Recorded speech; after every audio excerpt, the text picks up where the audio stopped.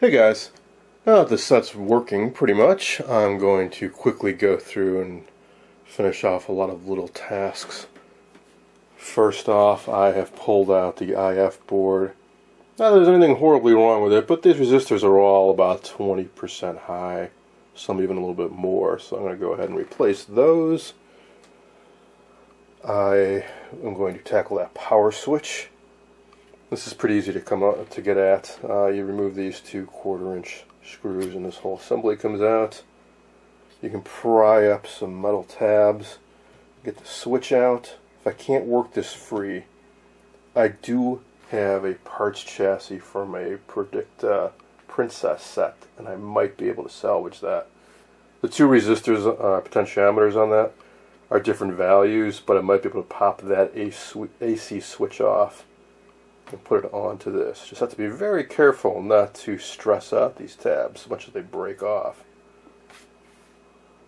And of course I need to take this board out and replace at least these two sockets, and as you've all suggested, why don't I go ahead and replace all the 9-pin sockets. There's 4 of them in total. And let's see what else. I'll spray some deoxide into the tuner, work that around a bit.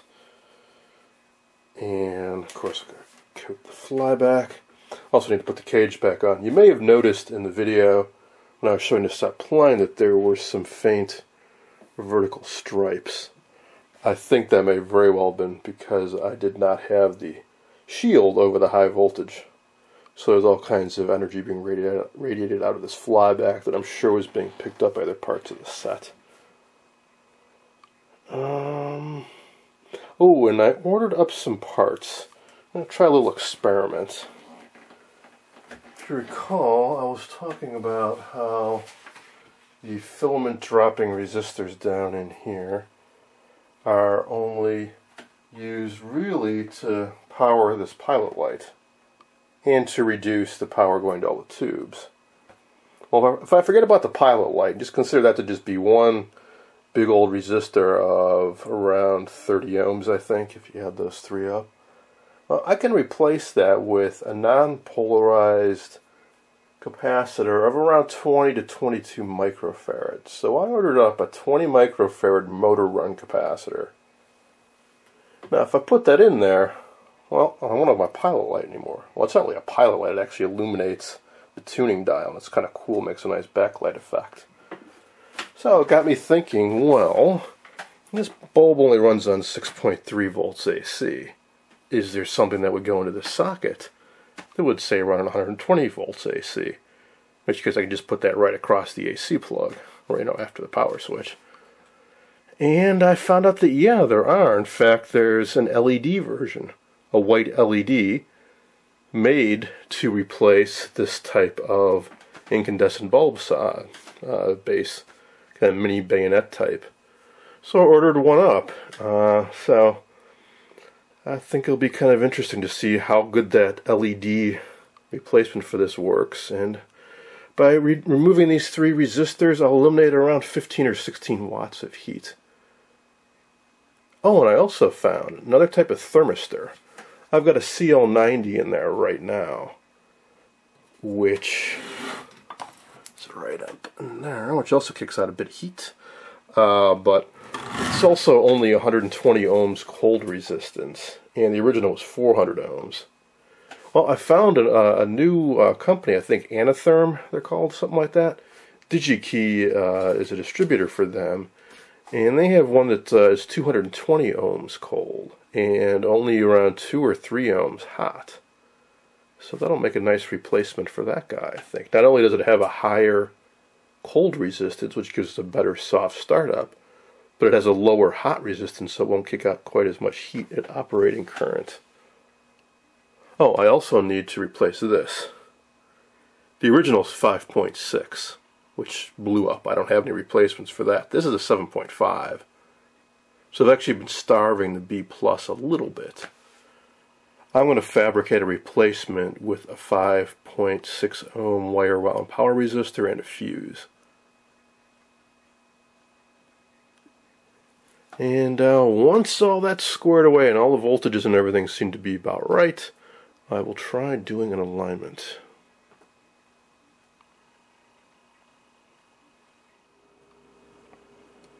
I finished replacing the resistors on the IF board, and then I pulled out this board again, which actually didn't take all that long, maybe 10 minutes. And this time I did not tape up all the wires with little sticky labels, because I've taken some reference photos and I have a much better handle on which wires go where after having worked on this set for a few weeks. So now I'm working on replacing these sockets. They're pretty hard to get out, so I ended up just shattering the plastic, which is pretty brittle, so I could work on removing the pins one at a time. See, on these sockets, these pins are actually split, and the holes on this board are pretty tight, so when these sockets were put in, those pins are pinched in there pretty tight. So I've removed the solder, pretty much with a solder sucker, and I was trying to pry the socket up, and I was worried about breaking the board, so I'll try squeezing those in from the backside and try to push them through just one at a time. Be careful to minimize any damage. As far as what I'm going to replace them with, as I mentioned earlier, I found some replacements that are, as near as I can tell, identical to the originals, which means they also inherit the same flaws, but these are unused, and although they may be old, the plastic doesn't seem to be as brittle, and I imagine they'll hold up alright for a while. There are other types of PC mount sockets available, like these guys, which are plastic, and these 7-pin guys will fit right in here perfectly. Don't have any 9-pin ones, but I know they're available. This is an octal. You can get these in plastic or ceramic on eBay and other sites. I got the Antique Electronics Supply. My only concern with using these is that they don't have a center metal post. On some of these, that's connected to something, ground or one of the signal pins. And even when it's not connected to anything, like on this guy, it's not actually connected to any foil traces, it still serves a role to shield some potential crosstalk between signal pins, and certainly when it's grounded it is. I'm pretty sure I've read about, at least in some instances, that this is important to have, and to have it grounded to prevent oscillations or crosstalk between pins.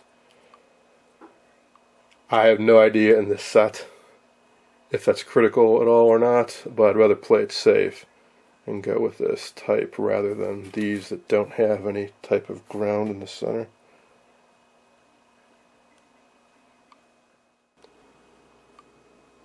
Well, it wasn't easy, but I finally got the remains of the old sockets out and then popped in a couple new ones. I did have some foil trace liftage when I was removing the old pins, but once I got the new sockets in there and globbed on some solder, it seemed to stabilize the foil, so I'm not really concerned about that. And then I noticed something that makes me feel better about these new sockets. I keep saying that, oh, they're pretty much the same, because they have similar construction. Well, that's not quite true. Take a closer look at these side by side. Yeah, the plastic is pretty much the same, but notice the metal is much wider on the new ones versus the old ones, and that was where they were breaking, is in that thin strip of metal between where the tube pin goes and where it mounts to the board. And it looks to be about twice as wide on these new ones, so I do think these will hold up just fine.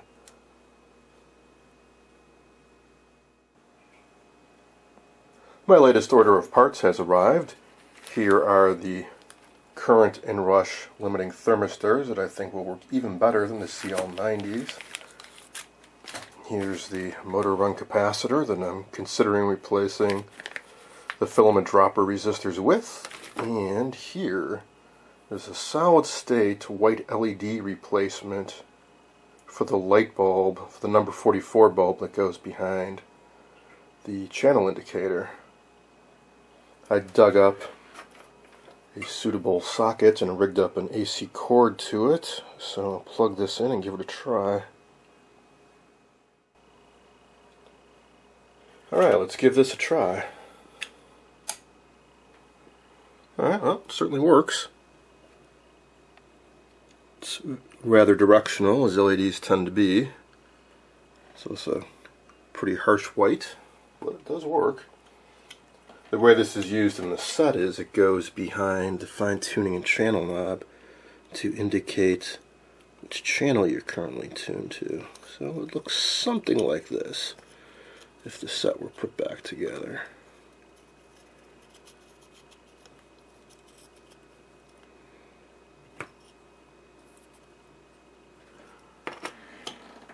So I guess my only decision would be how would that look in the set compared to the incandescent bulb. For the time being, I'll assume that I'm going to go with this. I'll rig up the motor run capacitor and the new thermistor and give it all a try. If I don't like it, very easy to reverse, put it back the way it was.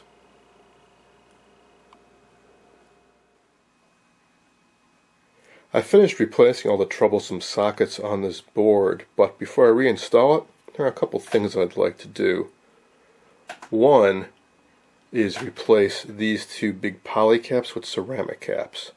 I've used ceramic caps and mica caps throughout most of these modules, and they seem to work just fine. And I would have used ceramic caps for these two, I just didn't have any on hand when I built them of the correct value. Well, now I do. So I can use one of these little guys instead of this big cap here. Not that these aren't working okay, but the smaller caps will let me use smaller modules here. They won't be quite so up against this tube here. And these guys are a bit more expensive, and I'd like to save them for applications where I really need them.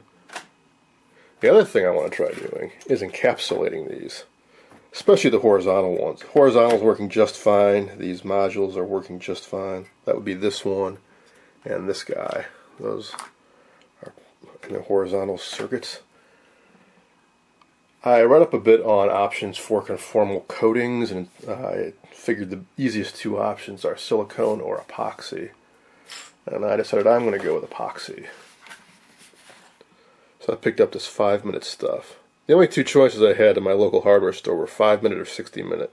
I would have liked something like 10 or 15-minute, but I'll try to work quick and go with this. So I'm going to mix some up and glop a bit on after I remove this from the board. It's easy to pop these out. It may get kind of ugly and run all over and be a mess. If so, I will try doing an old trick, which is I'll mount this on a shaft that I can attach to my variable speed drill, so it will rotate very slowly around.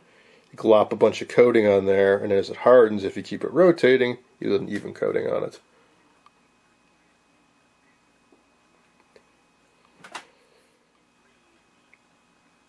One concern before completely encapsulating something like this is moisture.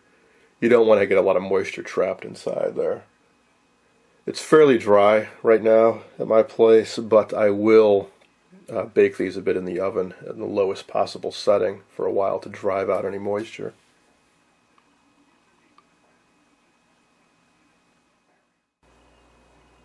I just finished encapsulating a couple of these replica networks, and it turned out to be fairly easy.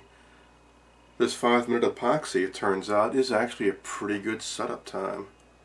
I've been doing them one at a time. I mix up a glob of the epoxy and just using an old CD jewel case here.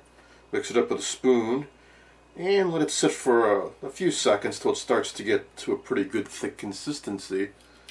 And then I've just been carefully holding it by the leads and gooping it on, and it sets up quickly enough that if you just kind of keep doing this for a minute or two, it sets up hard enough that it doesn't run off or anything. So I've got one more left to do. I'll try to show you how I've been doing it.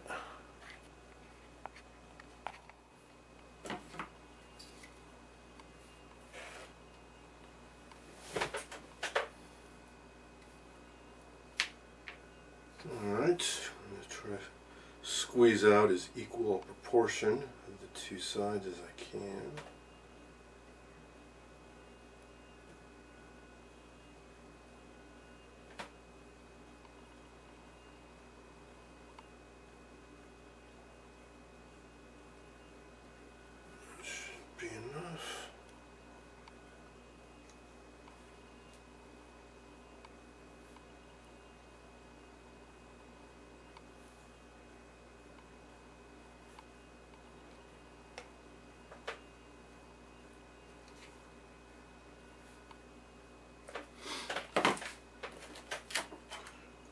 it up really, really thoroughly.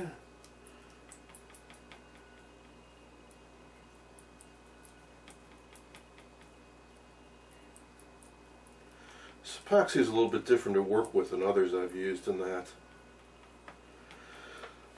it's fairly liquid until right about the 5-minute mark, and then it goes almost immediately to a solid.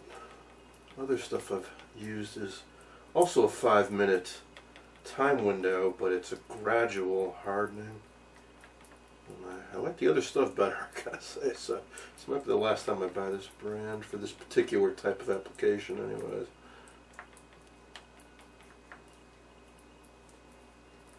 Because if I sit here and mix this too long, I end up just having the spoon glued to this plastic. I don't even get a chance to use it.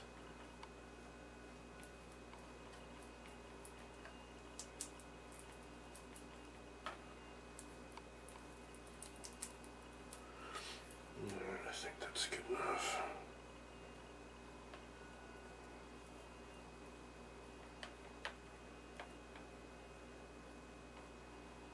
Now I do want to let it sit for a little while, because right now it's very liquidy, and if I try to put it on, it's just going to run all over.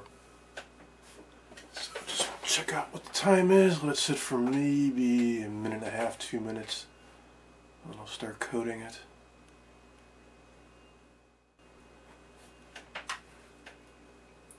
Alright, I think that's good enough. Just glop it on.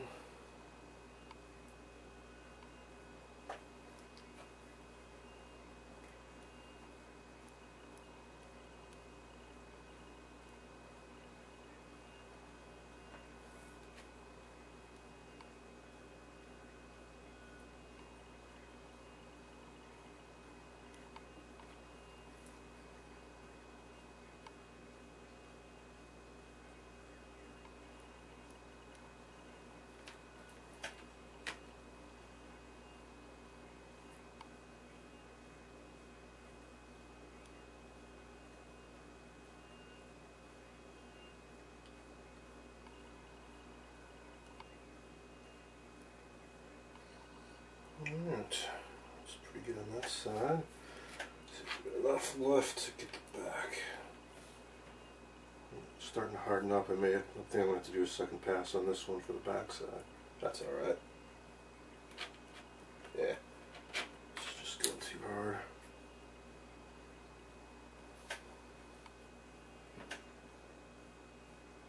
So let this set up for a couple minutes, or well, let's say 10 minutes on this side. And then I'll do the others. So see, it's really not running off or anything. If you tighten this right, it really works out quite well.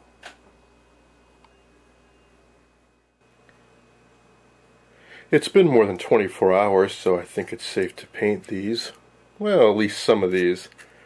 This one's feeling a little tacky, a little gummy. So I think that maybe I didn't get the proportions quite right when I mixed up the epoxy, so I'll let this sit a while longer, and hopefully that will get feeling as hard as these do. That's for paint. I'm going to give this a try. Something I picked up a while ago with the thought that I could use it on some RCA chassis, but the color just wasn't quite right, and the satin didn't look so good as well, but I think it'll look fine for these. To remind you, this is what the original color is. A very dull, cruddy looking brown, so I think this will be a pretty good match.